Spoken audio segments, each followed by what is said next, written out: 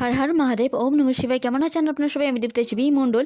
আপনারা অবশ্যই জানতে পারবেন অক্ষয় তৃতীয়াতে কী করলে কী করণীয় বা কী করলে ভালো হবে। তার জন্য আমি আগে শর্টস দিয়ে রেখেছি, আরও আনতে চলেছি। তো অবশ্যই দেখবেন, আপনাদের মঙ্গল হবে এতে।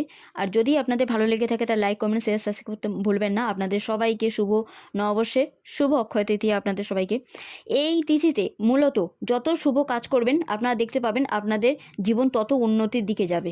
শুভ কাজ মানে আমি মানে অজস্র টাকার বা কোনো বিগ অ্যামাউন্টের কিছু কিনতে বলছি না।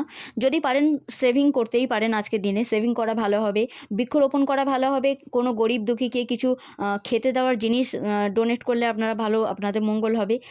যদি কাউকে কিছু না পান তাহলে অবশ্যই মন্দিরে আপনারা 1 প্যাকেট আটা, 1 প্যাকেট চিনি এরকম বা জল এরকম কিছু দান করে আসলে বা রেখে দিয়ে এসে মায়ের বা যে মন্দিরে আপনি দিচ্ছেন আশীর্বাদ নিয়ে চলে আসলে খুব ভালো হবে।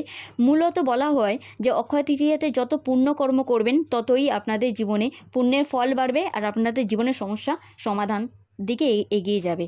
আরও একটা কথা আছে, এই অক্ষয় তৃতীয়াতে অবশ্যই আপনারা চাইবেন যে আপনাদের জীবনের সমস্যা সমাধান হোক, তাহলে অবশ্যই কিন্তু মা লক্ষ্মীর আর নারায়ণের আশীর্বাদ নিতে ভুলবেন না। তাই লক্ষ্মীনারায়ণকে অবশ্যই পঞ্চামৃত দিয়ে স্নান করাতে পারেন কিংবা হলুদ জল দিয়ে স্নান করাতে পারেন।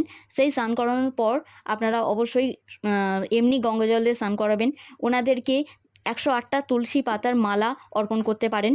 আর তার সাথে সাথে হলুদের টিপ মানে কাঁচা হলুদের গুঁড়ো কিংবা গুঁড়ো হলুদের টিপ মানে তিলক ওনাদের কপালে দিতে একদম ভুলবেন না। তার সাথে সাথে আমি তো আগেই বলেছি পরমান্ন ওনারা খুব ফেভারিট, পরমান্ন খাওয়াতে পারেন। আর জবার মালা ওনাকে অবশ্যই বা গাঁদার মালা অবশ্যই দিতে পারেন। দুর্গা দুর্গা দুর্গা।